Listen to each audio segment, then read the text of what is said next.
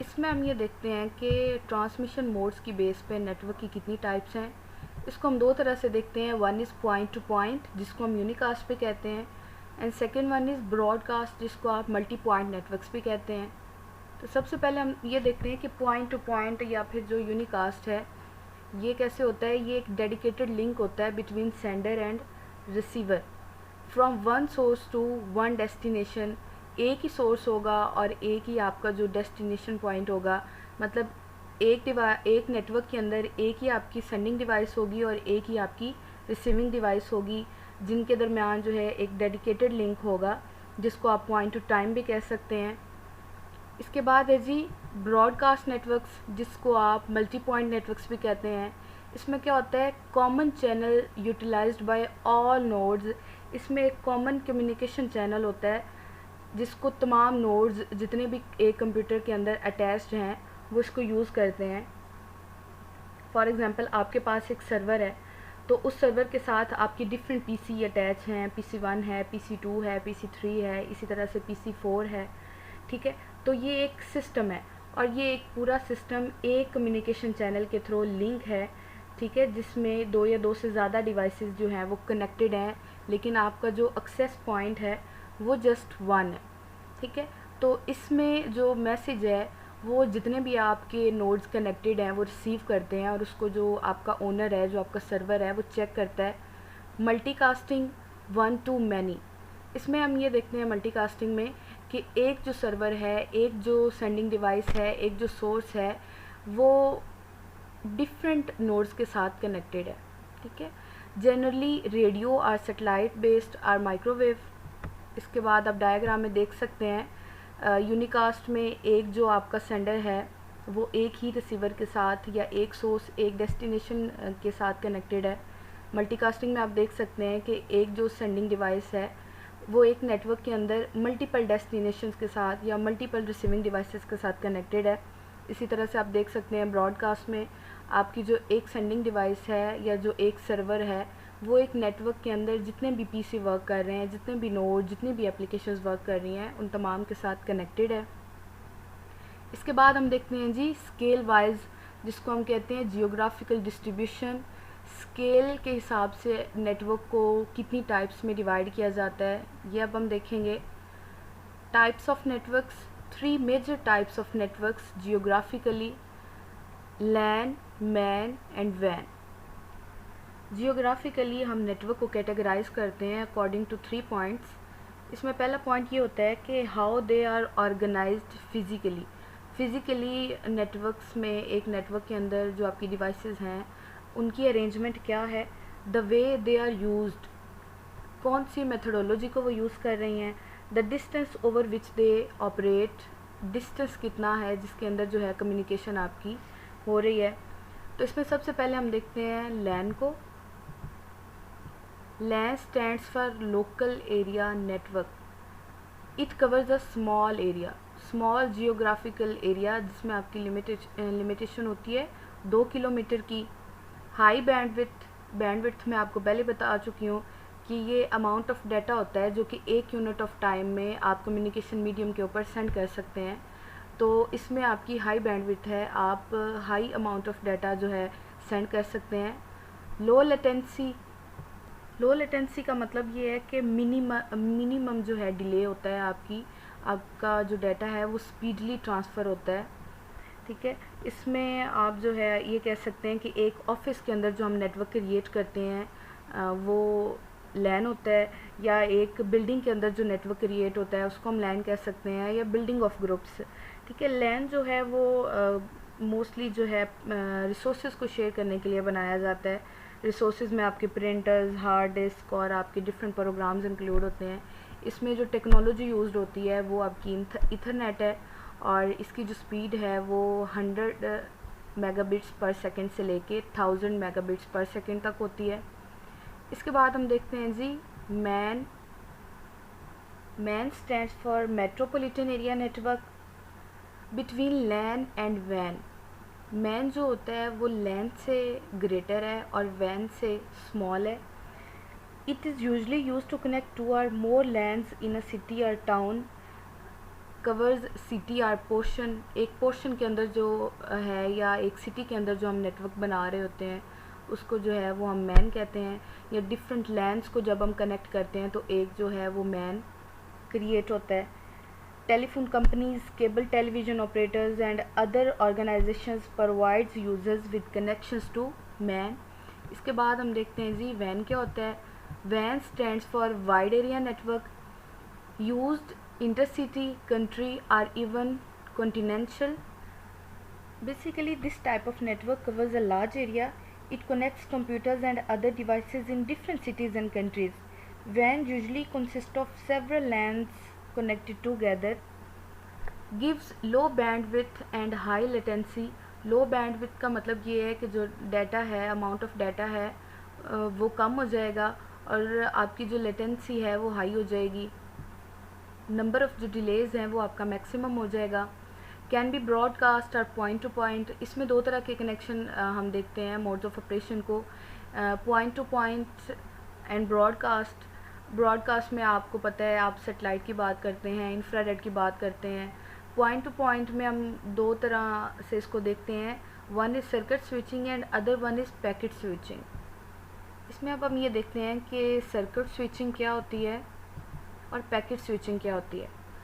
Circuit switching basically एक transmission mode है जो कि एक dedicated end to end communication create करता है। सर्किट स्विचिंग कनेक्शन ओरिएंटेड है। इसका मतलब ये है कनेक्शन ओरिएंटेड का कि इसमें प्री इस्टेब्लिश एक रूट होता है। सो जब प्री इस्टेब्लिश रूट होगा तो उसमें कोई भी डिले नहीं आएगा डाटा फ्लो में। क्योंकि जब आप लिंक ऑफ द कम्युनिकेशन को रिज़र्व कर लेते हैं एक काम के लिए, तो फिर अगर वो फ्री भी है तो वो कोई दूसरी ट्रांसमिशन जो है वो नहीं करेगा। ठीक है, फॉर एग्ज़ाम्पल आपकी जो टेलीफोन सिस्टम है उसमें जितनी भी आपकी कन्वर्जन हो रही होती है, कन्वर्जेशन हो रही होती है, वो सारी की सारी जो है वो सर्किट स्विचिंग होती है। ठीक है, इसमें हमारे पास जो है more bandwidth is required because connection एक वक्त में एक ही काम कर सकता है, एक ही डाटा को भेज सकता है, एक ही मैसेज को सेंड कर सकता है। और कनेक्शन एस्टेब्लिश टाइम होता है क्योंकि हमने देखा है कि इसमें एक प्री एस्टेब्लिश हम रूट डिफ़ाइन करते हैं तो उस पर जो है वो टाइम टेकिंग होता है, उस पर हमें टाइम लगता है। ठीक है, इसके बाद हम देखते हैं what is packet switching. Message into packets. Packet switching में हम ये करते हैं कि जो आपका मैसेज है उसको हम पैकेट्स की फॉर्म में जो है वो डिवाइड कर लेते हैं और हर जो इंडिविजुअल पैकेट होता है वो डिफरेंट रूट्स ले सकता है डेस्टिनेशन पे पहुंचने के लिए। ठीक है, may take different routes, needs to be stored at the destination side.